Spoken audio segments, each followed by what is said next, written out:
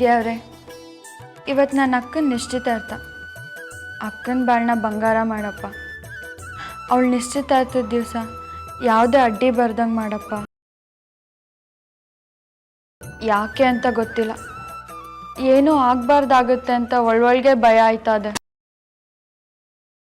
ಅದೆಂಥ ಅಡ್ಡಿ ಇದ್ರು ಅದನ್ನು ನೀನೇ ಆಗದೇ ಇರಂಗೆ ಮಾಡಬೇಕು. 7 ಜನ್ಮಕ್ಕೂ ನಿನ್ನ ಸೇವೆ ಮಾಡಿ ನಿನ್ನ ಋಣ ತೀರಿಸ್ತೀನಿ. ನನ್ನ ಅದೃಷ್ಟ, ನನ್ನ ಪುಣ್ಯದ ಫಲ ಎಲ್ಲನೂ ನನ್ನ ಅಕ್ಕನಿಗೆ ಕೊಡೋದ್ಯಾವ್ರೆ. ಅಕ್ಕ ಯಾವಾಗಲೂ ಅವಳು ರಾಜ್ಕುಮಾರದ ಜೊತೆ ಸುಖವಾಗಿ ಬಾಳಾಟ ಮಾಡಂಗೆ ವರ ಕೊಡಪ್ಪ.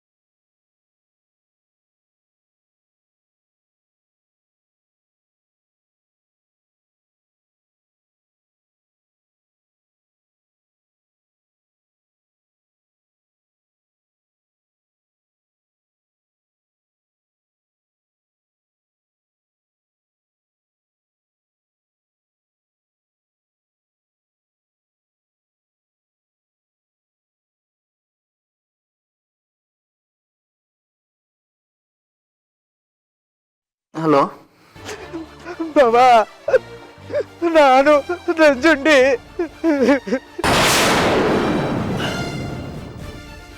ಹೇಳಿ ನಂಜುಂಡಿ. ಬಾಬಾ, ತಾತಮ್ಮ ತೀರ್ಕಂತು ಬಾಬಾ.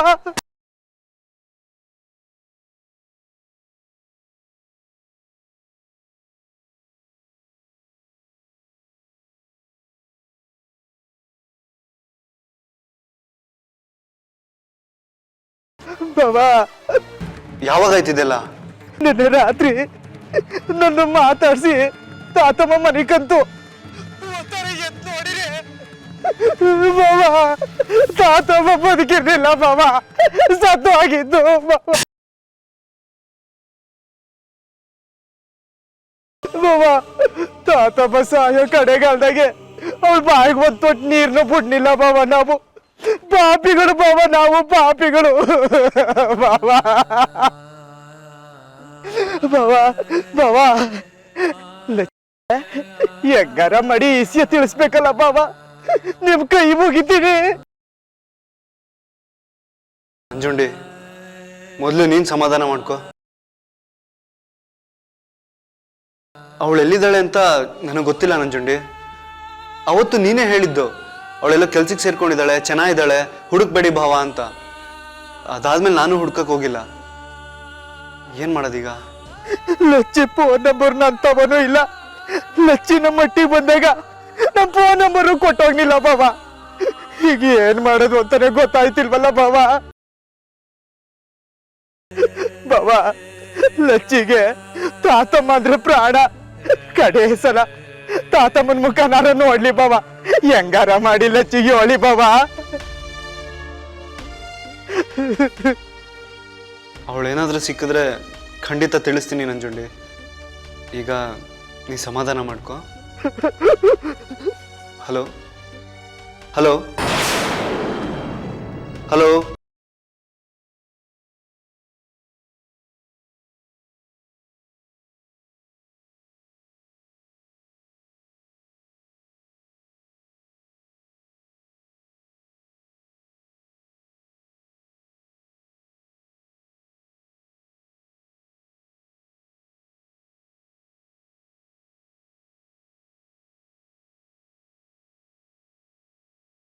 ಯಾಕೆ ಮಗನೇ ಇಷ್ಟು ಬೇಗ ಎದ್ಬಿಟ್ಟಿದ್ಯಾ? ಯಾಕಂದ ಒಂಥರ ಇದೆಯಾ? ಡಿಸ್ಟರ್ಬ್ ಆಗಿರೋ ಹಾಗಿದೆ? ಏನಿಲ್ಲ ಅಮ್ಮ.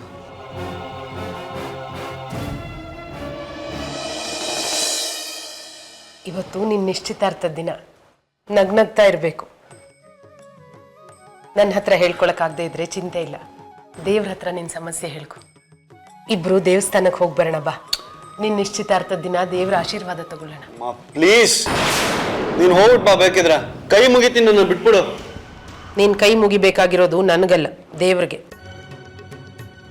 ಬೇಡ ಬಿಡು, ನಾನು ಹೋಗಿ ಬರ್ತೀನಿ. ಒಂದು ನಿಮಿಷ, ನಾನು ರೆಡಿಯಾಗಿ ಬರ್ತೀನಿ. ಹೋಗು.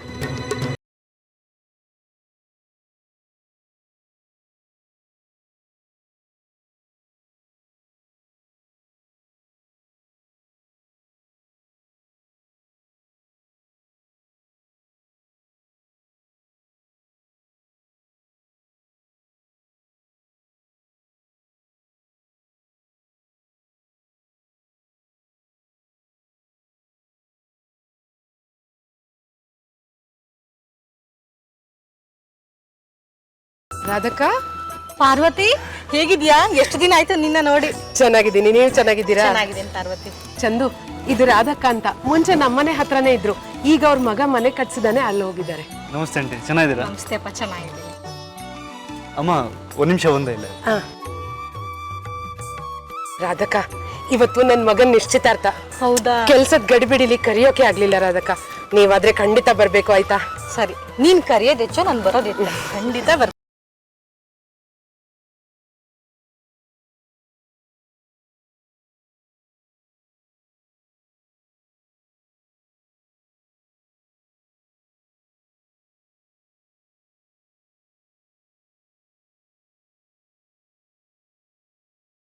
ಅರ್ಚಕ್ರೆ, ಇವತ್ತು ನನ್ನ ಮಗನ್ ನಿಶ್ಚಿತಾರ್ಥ. ಯಾವ ವಿಘ್ನಗಳು ಇಲ್ಲದೆ ಎಲ್ಲ ಸುಸೂತ್ರವಾಗಿ ನೆರವೇರ್ಲಿ ಅಂತ ಒಂದು ಅರ್ಚನೆ ಮಾಡ್ಬಿಡಿ.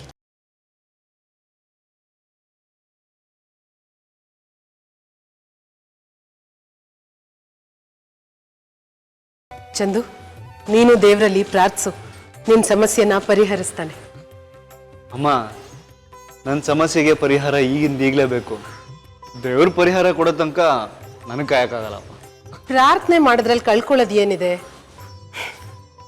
ಮಿಕ್ಕಿದ್ದೆಲ್ಲ ಭಾರ ದೇವ್ರ ಮೇಲೆ ಹಾಕು.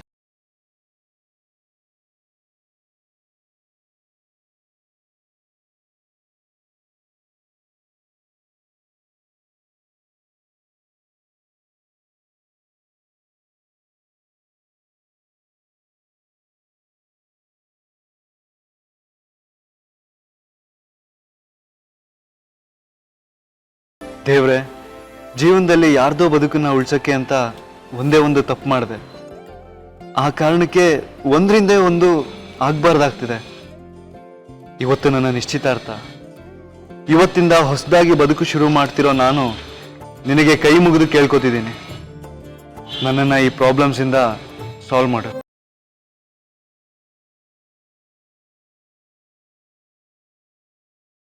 ದೇವ್ರೆ, ನಾನೆಲ್ಲ ಭಾರ ನಿನ್ನ ಮೇಲೆ ಹಾಕಿ ಹೋಗ್ತಾ ಇದ್ದೀನಪ್ಪ. ನಮ್ಮ ಅಕ್ಕನ ನಿಶ್ಚಿತಾರ್ಥದಲ್ಲಿ ಯಾವುದೇ ವಿಘ್ನ ಆಗದೆ ಇರೋಂಗೆ ನೋಡ್ಕೊ.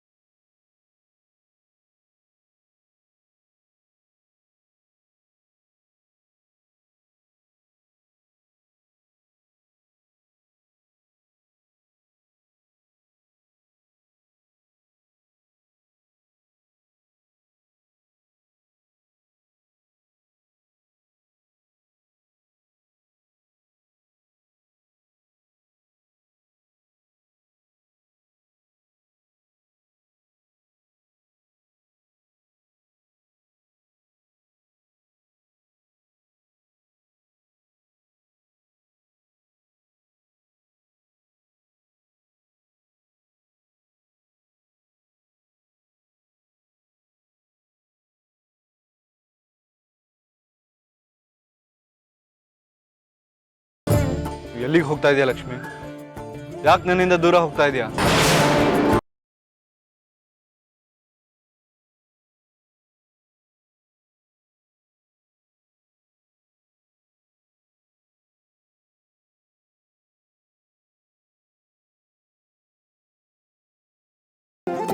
ನಾನು ಆವತ್ತೇ ನಿಮ್ಮ ಕೈ ಮುಗಿದು ಕೇಳ್ಕೊಂಡೆ, ನನ್ನ ಪಾಡಿಗೆ ನನ್ನನ್ನು ಬಿಟ್ಬಿಡಿ, ನಾನು ಹೆಂಗೂ ಬದುಕೋತೀನಿ ಅಂತ.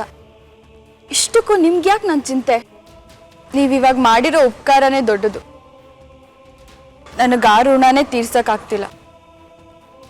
ಇಷ್ಟಕ್ಕೂ ನಿಮಗೆ ನನ್ನ ಹತ್ರ ಮಾತಾಡೋದಂಥದ್ದು ಏನಿದೆ? ನಾನು ಚೆನ್ನಾಗೇ ಇದ್ದೀನಿ. ಮಾಡೋ ಕೆಲಸ, ಇರೋಕ್ಕೆ ಸೂರು ಎಲ್ಲ ಇದೆ. ನಂಗಷ್ಟೇ ಸಾಕು. ನೀವು ಯಾರನ್ನ ಇಷ್ಟಪಟ್ಟಿದ್ದೀರೋ ಅವ್ರ ಜೊತೆನೇ ಲಗ್ನ ಆಗಿ ಖುಷಿ ಖುಷಿಯಾಗಿ ಸಂತೋಷವಾಗಿರಿ.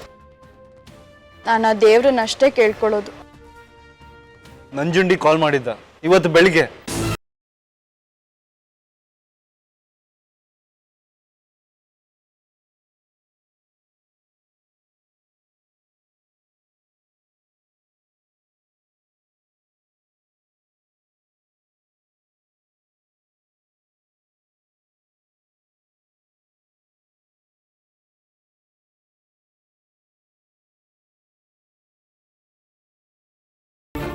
ಪಾರ್ವತಿ, ಯಾರು ನೋಡುತ್ತಿದ್ಯಾ?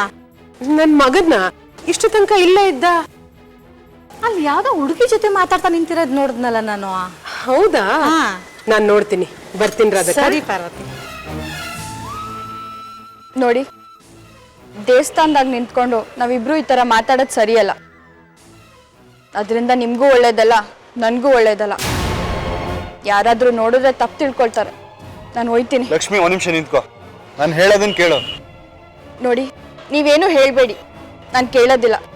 ನನ್ನ ಪಾಡಿಗೆ ನನಗೆ ಬಿಟ್ಬಿಡಿ. ಅಯ್ಯೋ, ನಮ್ಮಿಬ್ರು ವಿಷಯ ಅಲ್ಲ, ನಾನು ಹೇಳ್ಬೇಕು ಅಂತಿರೋದು ನಿಮ್ಮ ತಾತಮ್ಮನ ವಿಷಯ. ನಂಜುಂಡಿ ಇವತ್ತು ಬೆಳಗ್ಗೆ ಕಾಲ್ ಮಾಡಿದ್ದ. ನಿಮ್ಮ ತಾತಮ್ಮ ತೀರೋಗಿದ್ದಾರಂತ.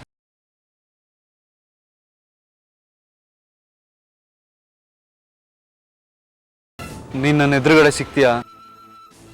ಈ ವಿಷಯನ ನಿನಗೆ ತಿಳಿಸ್ತೀನಿ ಅಂತ ನನ್ನ ಕನ್ಸು ಮನಸ್ಸೆಲ್ಲ ಅಂದ್ಕೊಂಡಿರಲಿಲ್ಲ.